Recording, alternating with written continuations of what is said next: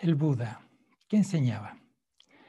¿Qué nos podríamos responder? ¿Qué enseñanzas como esenciales y cercanas a todos encontraríamos en el vasto legado que nos dejara el Buda?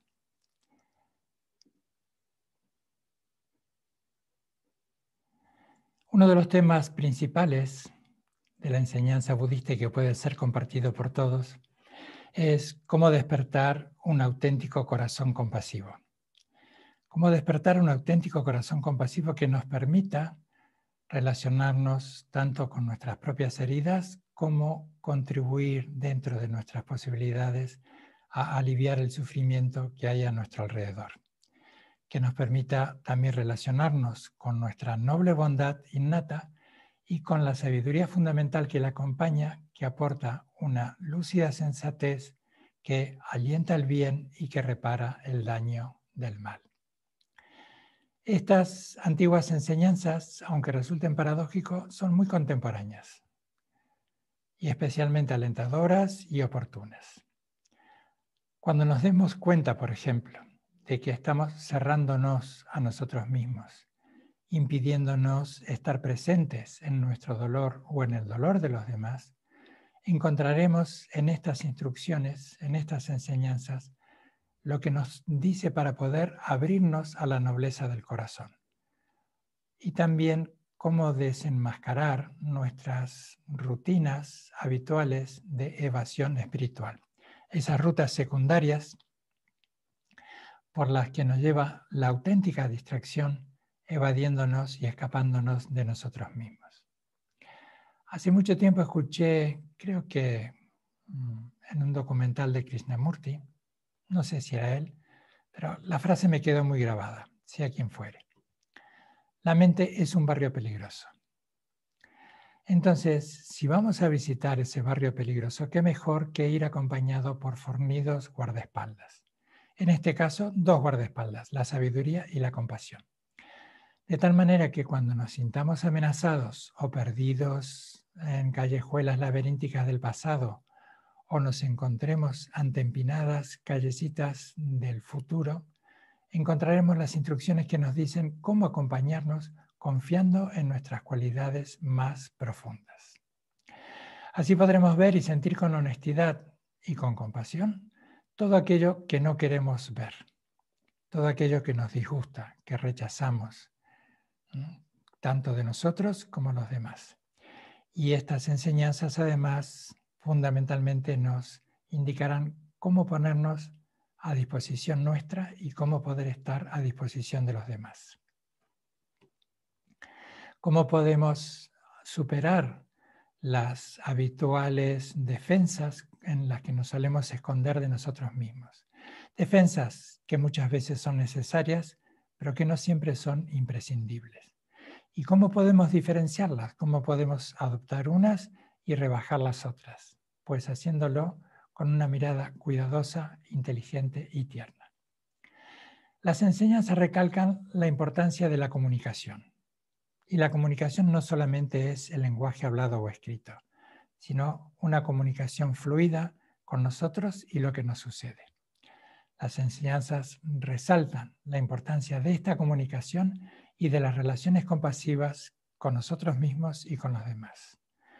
También pone de relieve que nuestras identidades, el yo, la personalidad, el ego, no son algo en sí mismo, que no son algo homogéneo, único, estable, concreto, permanente, que no es de esta manera en que habitualmente lo pensamos y sentimos, y a veces sin tan siquiera sospechar que en realidad nos compone, si se me permite la frase, una suerte de psicobiodiversidad emocional, psicológica, ontológica, social. El Dharma, las enseñanzas, lo que nos señalan es ese espacio emocional, ese espacio vital tan abierto en el que podemos vivir nuestras vidas cotidianas en esta suerte de danza con acercamientos y alejamientos con diversos partners y distintos ritmos. Las enseñanzas nos ayudan a dejar al descubierto el constante malentendido doloroso del egocentrismo y al mismo tiempo cultivar y cuidar una relación armoniosa con uno mismo y con los demás. Es una suerte de invitación a encarar el aparente contraste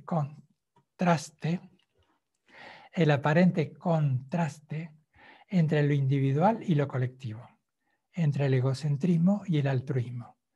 Y esta mirada requiere cierta valentía tierna, intrépida, y eso es el corazón mismo del camino espiritual. Transitar ese camino espiritual no tiene lugar ese tránsito al engaño ni a las actitudes defensivas que perpetúan una huida de nosotros mismos. El requisito para no hacernos daño a nosotros y no hacer daño a los demás es permanecer atentos. Una sensación, una atención de ver lo que estamos protagonizando y la manera en que lo estamos protagonizando y cómo nos sentimos con eso que estamos protagonizando. Verlo de una manera clara, honesta, cruda, tiene un punto de crudeza, pero también de ternura y de compasión. Y esto es lo que nos enseña la práctica básica, la enseñanza básica. Básica en el sentido que puede ser accesible para todos, nos sintamos o no budistas. Por eso la atención plena no se detiene en la meditación formal. Hoy la meditación está gozando, como diría Andy Warhol, de sus 15 minutos de fama. Y eso es fantástico. Pero también es justo resaltar, al menos que en el contexto budista, la meditación es un método, no es un fin en sí mismo. Así que lo de la atención plena va más allá al estar atentos en esa suerte de aquí y ahora constante.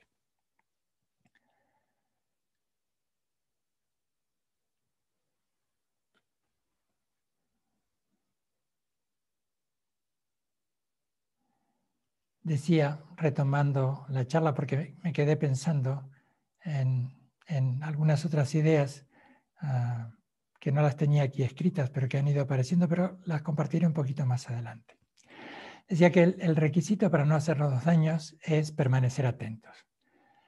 Por eso la atención plena no se detiene solo en la práctica formal, sino que nos ayuda a relacionarnos con los detalles, con todos los detalles de nuestra vida.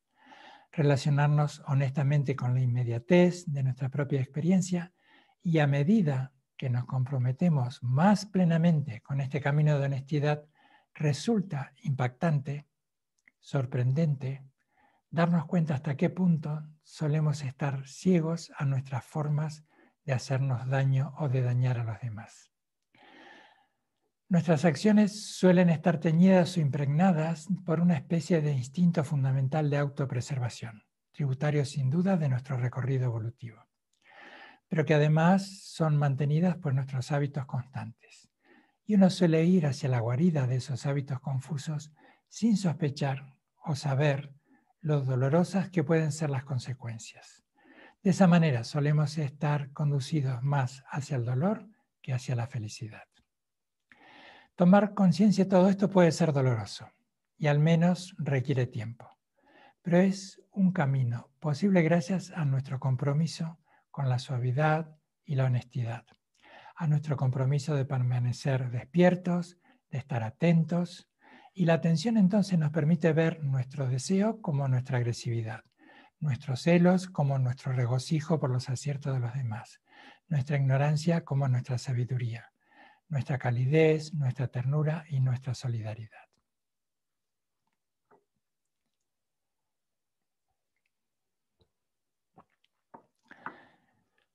Se dice que casi hasta los 30 años, el príncipe Siddhartha Gautama, a quien luego le conoceremos como el Buda, que a este joven príncipe, su padre, el rey Suddhodana, lo mantuvo confinado dentro de los límites de los palacios. Su padre, el rey Suddhodana, no quería que su hijo fuera distraído de sus deberes por las ansiedades que imperaban fuera de los muros de palacio.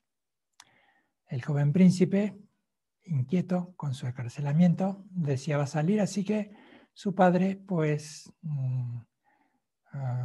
preparó algunos paseos en los que premeditadamente sacó todo aquello que pudiera conmocionarlo. Pero fue inevitable que en sus paseos el príncipe Siddhartha Gautama no se sintiera conmocionado ante una persona enferma, ante un muerto, ante un anciano y ante un monje errante, un renunciante. De tal manera que todo esto despertó una inquietud que poco tiempo después lo llevó a tomar una drástica resolución: abandonar las comodidades de palacio, de una vida confortable, segura y previsible, e ir tras la incertidumbre de la vida misma, trazando su propio recorrido. Se ayudó durante muchos años con distintos grandes maestros, adoptó prácticas ascéticas muy extremas, pero en un punto tomó la decisión de seguir su propio recorrido, basándose en esa experiencia previa, honrando esa experiencia previa, pero tratando de capitalizarla en su experiencia personal. De tal manera que con esa valentía, con esa intrépida ternura y esa valiente decisión, se sentó en el centro de su sufrimiento, en el centro de su dolor, sabiendo que se sentaba con el dolor del mundo. 7 días más tarde, tuvo un despertar en el que entendió la naturaleza de la angustia, de la confusión, de la ignorancia, del sinsentido. Pudo describir los orígenes, cómo encontrar las causas que motivaban el sufrimiento y cómo trazar para el cese del sufrimiento un recorrido. Sería cuanto menos inocente o empobrecer este rico relato quedarnos solo con el aspecto anecdótico. Y sin duda que podemos encontrar muchas similitudes en nuestra vida. No todo el planeta, no toda la población del planeta está gozando de aquellas condiciones extraordinarias de bienestar, riqueza y opulencia del que gozó el príncipe Siddhartha Gautama. Pero es cierto que unos y otros estamos envueltos también y algo limitados, tal como se lo propuso el padre de Siddhartha Gautama, el rey Suddhana, a encubrir lo inevitable de la vida. La separación, el dolor, el sufrimiento, el nacimiento, la enfermedad, la vejez, la muerte.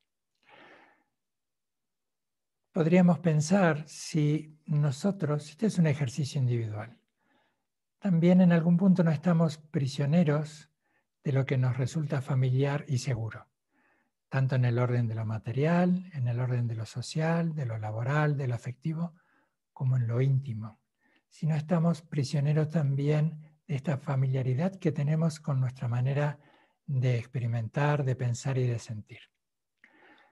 Pero podríamos también incomodarnos cuando vemos este recorrido tan lineal, y es posible, es casi seguro que hayamos presentido que en la vida hay algo más que producir y consumir, que hay algo más que complacer nuestros deseos y protegernos de nuestros miedos, que también sentimos de manera angustiante a veces nuestras limitaciones.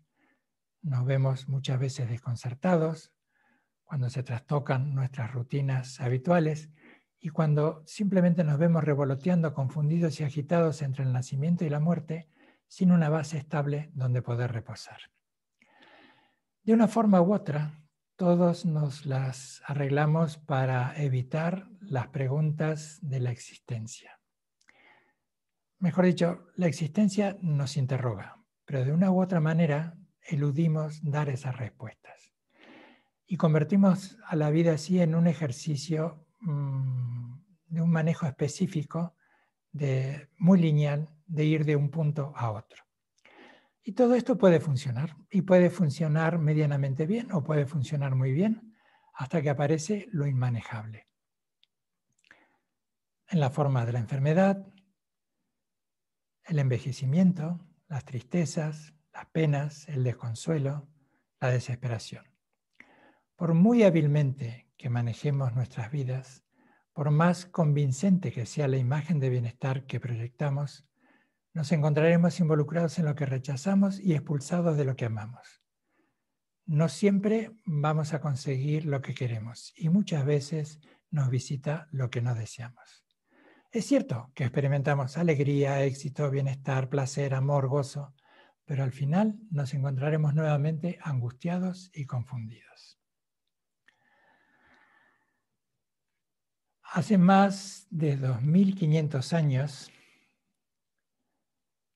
el príncipe Siddhartha Gautama, como recordaba recién, dedicó muchos años a entender su mente. Y hoy le agregaríamos a entender su cerebro. En la noche del despertar miró profundamente su mente, que reflejaba y revelaba las actividades subyacentes de su cerebro. Y vio allí las causas de su sufrimiento y el camino a la liberación del sufrimiento. Durante los siguientes 40 años deambuló por el norte de India, por el valle del Ganges, enseñando a todo el que le quería escuchar esto que podemos resumir en estos 3 puntos: virtud, atención plena y sabiduría. Cómo ayudarnos a apagar el fuego de la avidez y el odio para poder vivir con integridad. Cómo calmar y concentrar la mente para poder ver a través de su confusión. Y cómo desarrollar una inteligencia aguda, precisa y liberadora. Virtud, atención plena y sabiduría. Podría decir que estos son los 3 pilares básicos de la enseñanza y de la práctica budista. Y también las fuentes del bienestar cotidiano, del crecimiento psicológico y de la realización espiritual. Vamos al primero de los puntos, virtud. Otra metáfora. Se suele decir que los grandes músicos, un pianista por ejemplo, su virtuosismo descansa más en el manejo del silencio que en el manejo del sonido. Que su virtuosidad luce cuando sabe relacionarse profundamente con el silencio más que con las notas. Voy a tomar esta imagen como metáfora y la voy a relacionar con el silencio, con el noble silencio.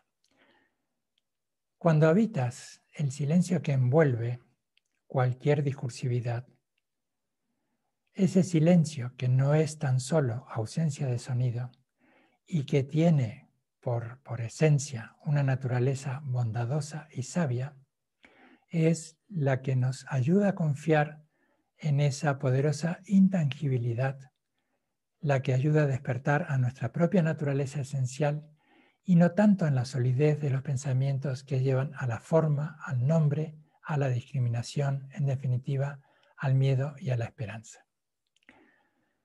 Ese silencio que es mayor que la discursividad, mayor que cualquier conflicto, mayor que cualquier dificultad, engendra la virtud. Porque ese silencio es una dimensión mayor que cualquier emoción conflictiva. Es un silencio hospitalario que todo lo alberga, que no obedece a ninguna agenda personal y que, por el contrario, la permea y la orienta hacia el bien común, regulando las acciones de cuerpo, de palabra y de mente. Y eso es lo que ayuda a crear beneficios para uno y para los demás. Eso es lo que nos permite no dañarnos ni a nosotros mismos ni dañar a los demás. Esto es lo que podemos encontrar en las 4 nobles verdades. La noble verdad del sufrimiento, la noble verdad del origen del sufrimiento, la noble verdad del cese del sufrimiento y la noble verdad del camino del sufrimiento. Lo podemos encontrar en los 4 pensamientos, los 4 pensamientos inconmensurables: el amor, la compasión, la alegría y la ecuanimidad. Podemos reforzarlo con los 4 recordatorios, repensarnos a nosotros en estas condiciones extraordinarias como son la preciosa existencia humana cuando se dan una serie de circunstancias favorables, favorables a la práctica espiritual y apuntar hacia lo trascendente, cuando tenemos las condiciones necesarias de aprovechar esto de ser autoconscientes. cuando podemos estar atentos al juego constante que permea toda la naturaleza de las cosas, la interdependencia y la impermanencia. Observar cómo la impermanencia y la interdependencia, cómo en esa impermanencia, en esa interdependencia, hay un importante margen en el que, siendo agentes activos, podemos generar con esa impermanencia y esa interdependencia el bienestar o el dañar. Que cómo podemos observar en estos 4 pensamientos la confusión de nuestra vida cotidiana o el bienestar y la plenitud de un momento trascendental. Las 4 nobles verdades, los 4 pensamientos inconmensurables, estos 4 recordatorios, lo podemos reforzar todo esto para encontrar desde ese silencio virtuoso con los 10 actos no virtuosos, actos que promueven la incomodidad del dolor y el sufrimiento causado por actos del cuerpo, de la palabra, de la mente, y sus contrarios, los 10 actos opuestos. Podemos trabajar con las 6 paramitas, la paciencia, la generosidad, la diligencia, la meditación, la sabiduría. Podemos generar y mantener la bodhicitta, esa unión de una mente despierta y un corazón palpitante, lleno de bondad. Todo eso está presente e impregna el silencio.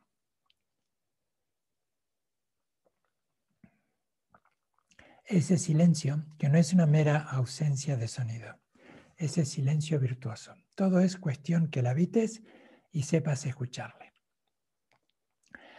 La atención plena. Este otro punto, la atención plena. ¿Qué es la atención plena? Pues en un punto significa el empleo diestro de la atención tanto a tu mundo interior como al mundo exterior. Como tu cerebro aprende sobre todo de aquello a lo que prestas atención, la atención es el umbral para absorber experiencias buenas y hacerles parte de ti mismo. Solemos hablar mucho de vivir el presente, ¿no? De la atención plena, la meditación, de vivir aquí y ahora.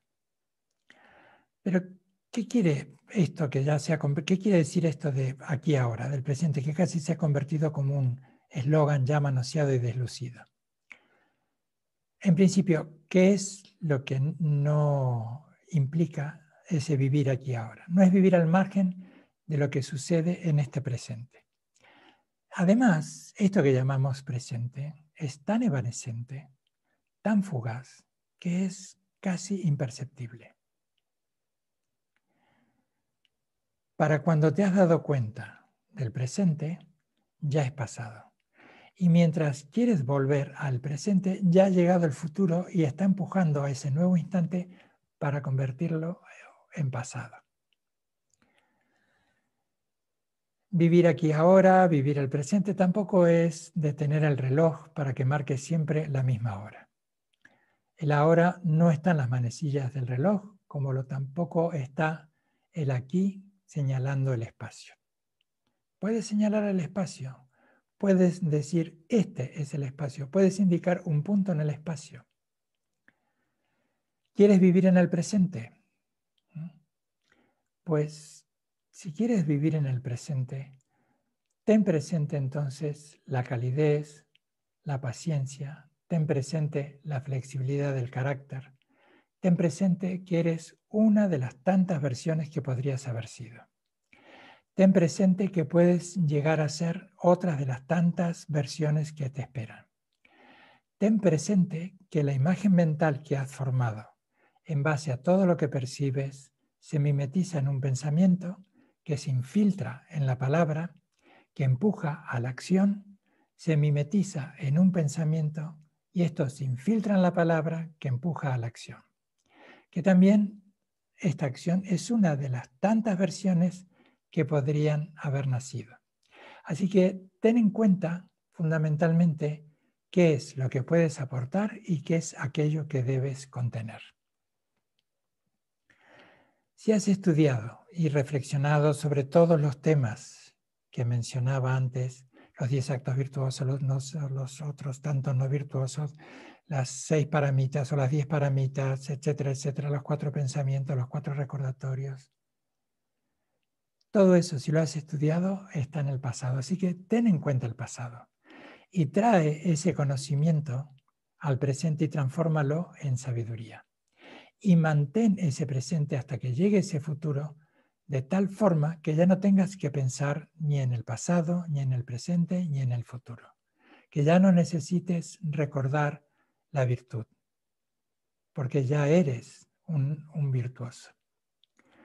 ¿Esto cómo lo podemos desarrollar? Pues muy bien, la práctica de Shiné, la práctica del Actón, Mahamudra, Dzogchen, creación, mantra y disolución, son algunos de los tantos diversos medios hábiles que el budismo alberga, pero que todos, de una u otra manera, nos llevan a habitar ese silencio impregnado de una presencia compasiva. La sabiduría, el otro de nuestros puntos.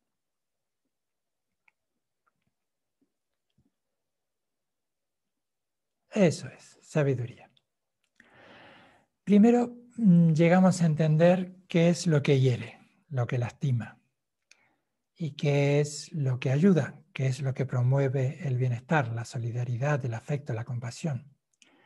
En otras palabras, aprendemos a diferenciar muy claramente cuáles son las causas del sufrimiento y cuál es el camino para acabar con él. Después, a partir de esa comprensión, podemos liberarnos de las cosas que nos hieren y reforzar aquellas que nos ayudan. Esto trae como resultado que con el tiempo nos sintamos mucho más cómodos porque nos sentimos integrados con todo lo que sucede. Con lo que sucede en nuestra intimidad, en nuestra interioridad y con lo que sucede en nuestro entorno. Podemos estar muy activos, pero muy serenos al mismo tiempo. Podemos contemplar desde ese hacer constante, pero desde esa serenidad que se mantiene, cómo las cosas cambian, cómo todo lo que ha surgido al mismo tiempo está cambiando, se está transformando en algo, todo lo que ha surgido al momento también se está desvaneciendo. Que todo esto nos ayuda a no aferrarnos a lo que nos gusta ni a no impedir tosudamente aquello que no nos agrada. Pero para esto es necesario, para alcanzar este punto, es necesario un análisis muy profundo y meticuloso de la realidad auténtica de las cosas. Lo que quizás sea el desafío más sutil y seductor de la sabiduría. Abordar la recurrente sensación de ser un yo separado del mundo y vulnerable por esta separación. Otro de los términos que tanta confusión ha traído a Occidente, o la llegada del budismo a Occidente, es vacuidad. Por eso muchas veces se lo ha acusado al budismo de nihilista. El budismo no niega lo que existe, sino que lo analiza de una manera muy particular y muy profunda. El análisis particular sobre el yo biográfico, el yo existencial, la personalidad, ha sido examinado en 4 escuelas especulativas que nacieron en ese ámbito extraordinario que durante siglos reinó en Nalanda, en Odantapuri, en Vikramasila, 4 universidades en las que el saber era el motor constante de la actividad.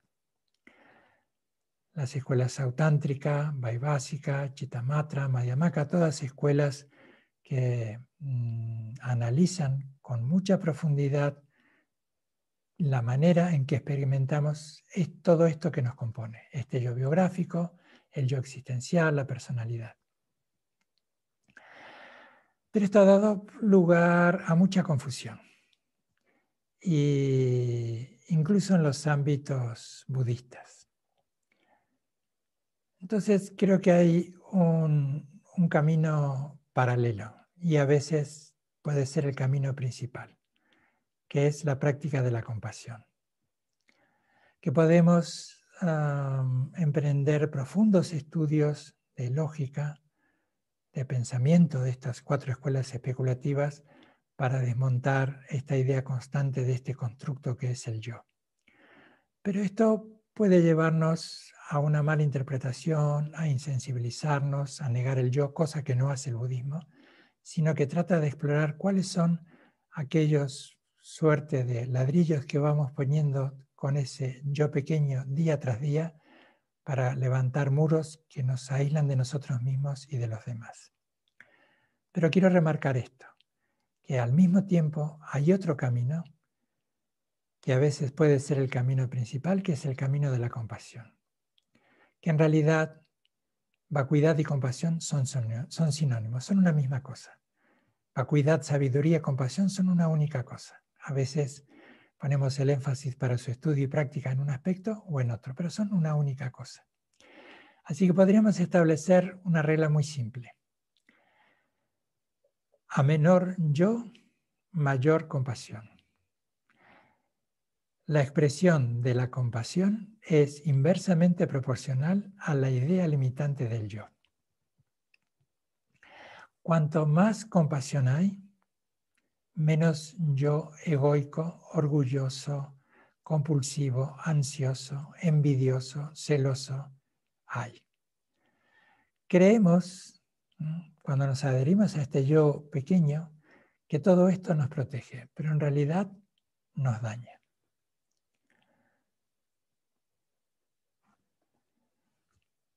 Thich Nhat Hanh, a quien le escuché por primera vez, este maravilloso maestro de la escuela Zen, con un recorrido propio extraordinario y tan gran y bello aporte que ha hecho a Occidente, pues también en algunas de sus enseñanzas hablaba de sin lodo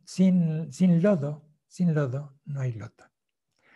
Bien sabemos esta metáfora también de que aprovechando lo que sucede en realidad, que el loto se nutre de lugares pantanosos, de aguas cenagosas, pero una vez que florece es una flor impoluta y no hay en ella rastro alguno de barro de suciedad. Y se toma esto como un símil de lo que es nuestra mente.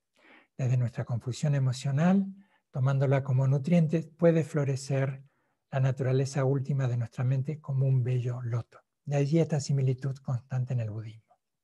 Pero esto es lo que me gusta y lo que señalara con tanta precisión y sabiduría Thich Nhat Hanh.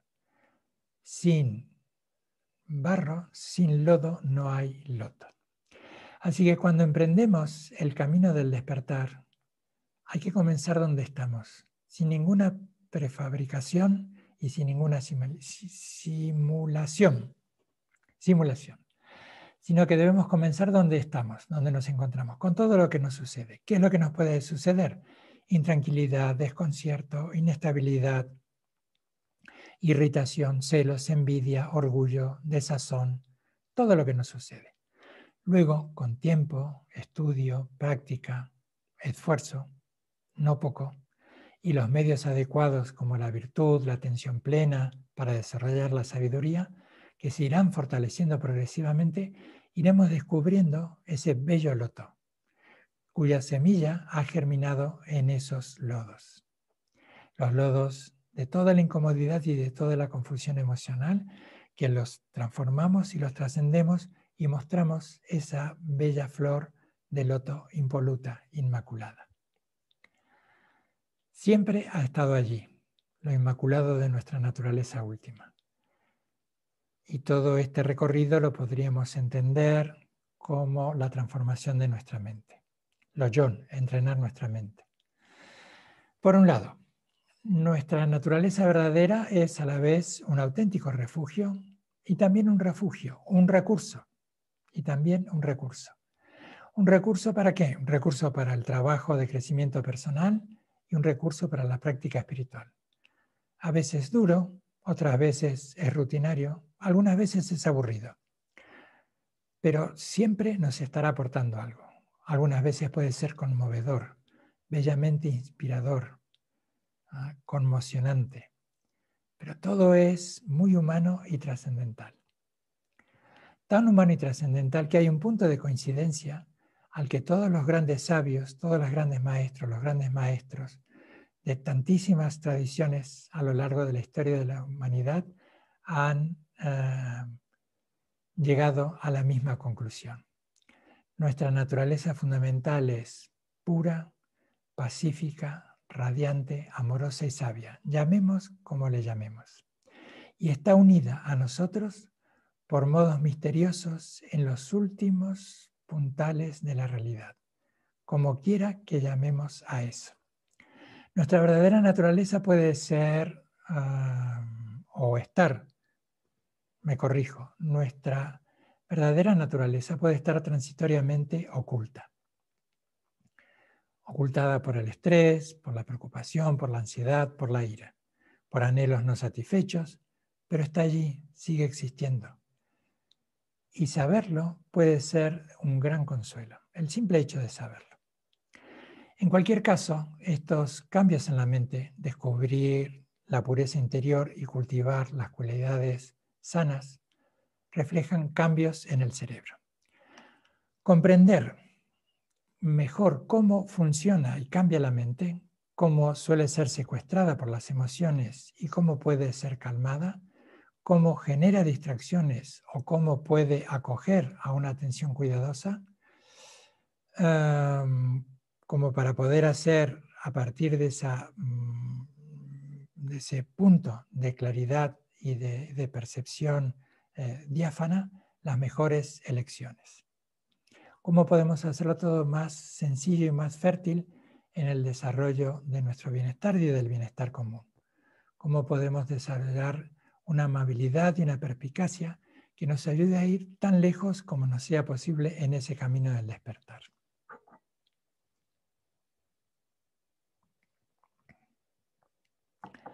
En estas últimas décadas ha habido un interés creciente en las tradiciones contemplativas por el mundo científico. Ha habido un interés creciente por estas tradiciones contemplativas que llevan miles de años investigando la mente y que han logrado, por lo tanto, ir hasta los murmullos más ligeros y desarrollar maneras muy sofisticadas de poder transformar la confusión en sabiduría. El mundo tiene muchas tradiciones contemplativas, la mayoría de ellas asociadas con las religiones principales, como el cristianismo, el judaísmo, el islam, el hinduismo, el budismo, entre algunas de ellas. De todas ellas, las ciencias contemporáneas se han relacionado más con el budismo. Y el budismo, como la ciencia, anima a la gente a no creer nada basado únicamente en una fe axiomática. Pero tampoco la desprecia, ni tampoco la descarga, a la fe, a la confianza. Por el contrario, la despierta y la asienta a través de la experiencia progresiva y propia. Y también tiene un modelo de la mente que es compatible con la psicología y con la neurología. Al budismo me refiero, a esta similitud o a este diálogo que puede entablar con las ciencias contemporáneas. El encuentro entre la psicología, la neurología y la práctica contemplativa y los descubrimientos realizados en la intersección entre las tres han empezado a mostrar su potencial. Pero los científicos clínicos y los contemplativos ya han aprendido mucho sobre los estados del cerebro que subyacen en estados mentales saludables y cómo poder activarlos a esos estados mentales saludables en el cerebro. Y estos descubrimientos dan una gran capacidad o describen un recorrido, precisos mapas para cómo influir en la mente. Una capacidad que se puede utilizar para reducir aflicciones, aumentar el bienestar y apoyar la práctica espiritual. Estas son las actividades centrales de lo que podríamos llamar el camino del despertar.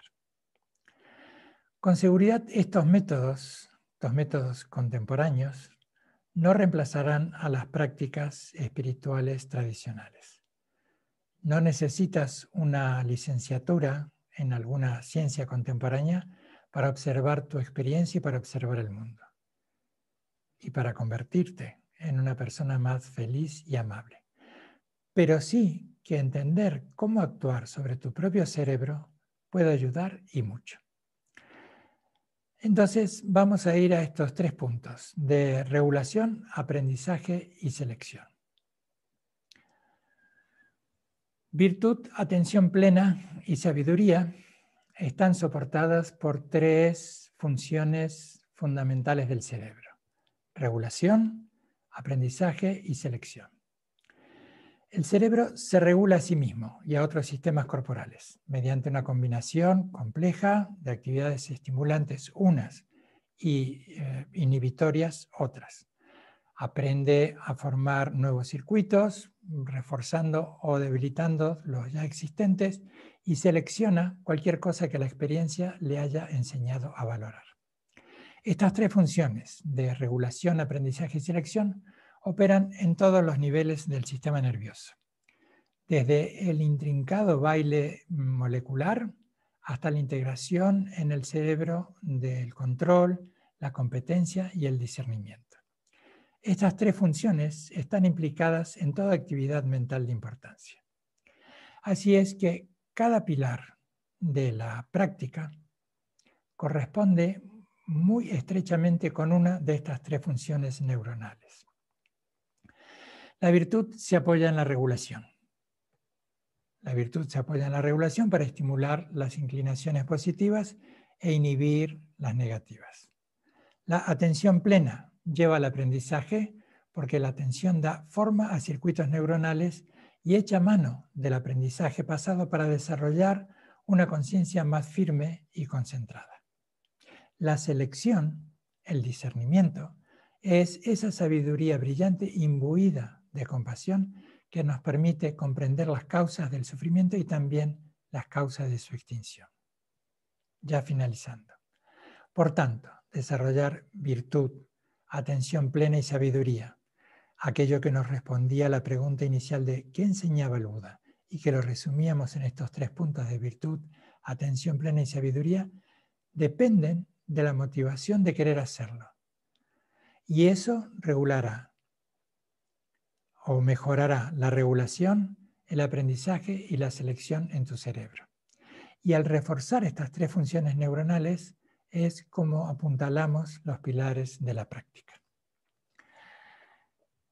He querido en estos 3 o 4 puntos describir estos 3 puntos básicos, estos 3 pilares de la enseñanza de Buda, tratar de tener un lenguaje común, la experiencia, encontrar en un lenguaje común la experiencia del Buda, del príncipe Siddhartha Gautama, de sus hallazgos, de su docencia, de su prédica con nuestra vida cotidiana.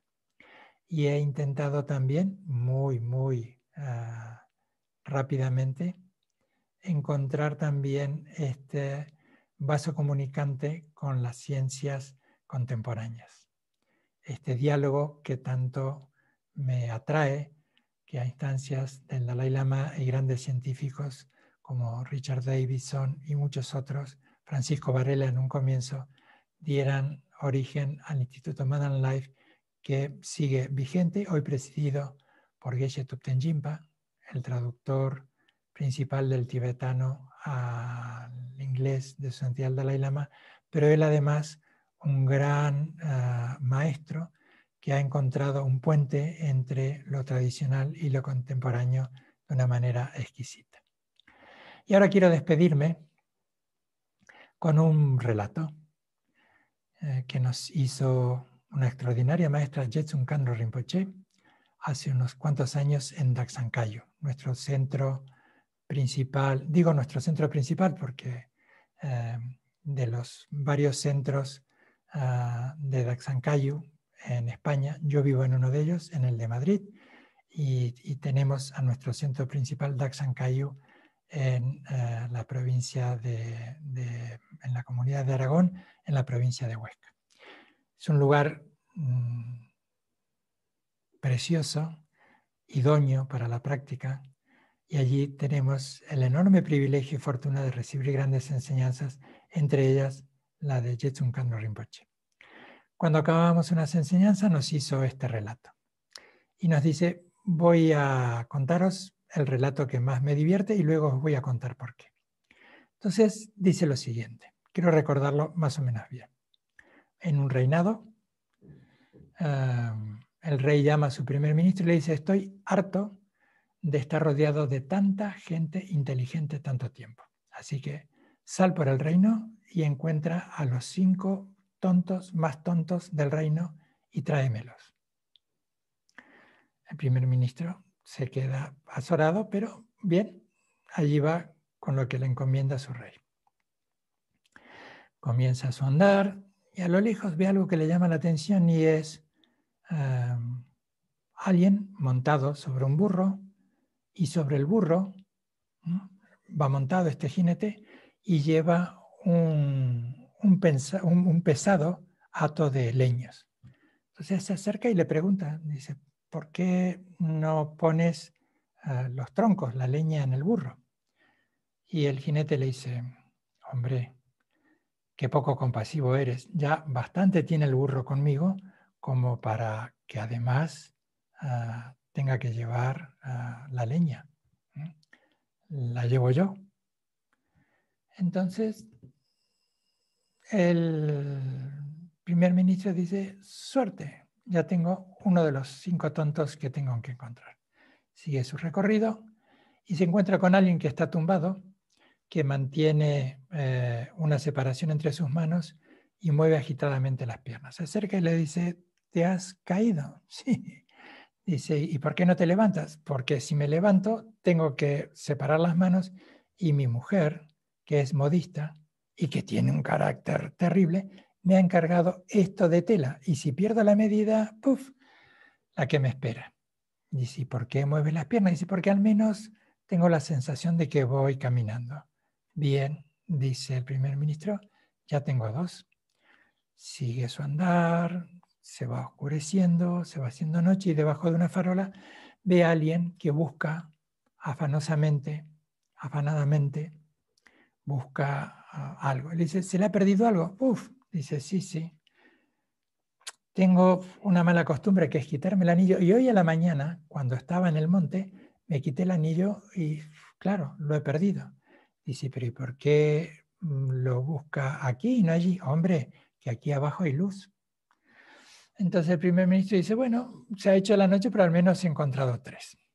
El cuento continúa un poco más, pero finalmente no encuentra más tontos, se los presenta al rey, les cuenta el por qué los había elegido, por qué los había invitado, y el rey le reclama que había pedido 5 y no 3.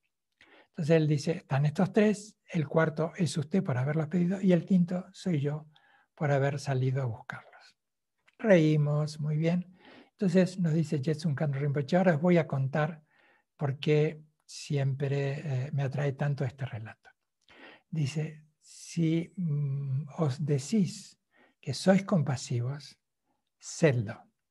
No seáis como ese primer tonto hipócrita que creía ser compasivo porque él llevaba el peso de la leña cuando en realidad el burro le llevaba a él y al peso de la leña. Entonces, si decís que sois compasivos, sedlo auténticamente. Por otro lado, no os aferréis al método. El método es el método meditativo es el método. Si no seréis como ese tonto que está sujeto al método, a la medida, y vais a pensar como el tonto ilusoriamente que vais avanzando cuando en realidad estaréis siempre en el mismo sitio. Y por último, no busquéis la ternura, no busquéis la sabiduría, la compasión en otro sitio más que en vuestro propio interior. Con esto me despido. Gracias.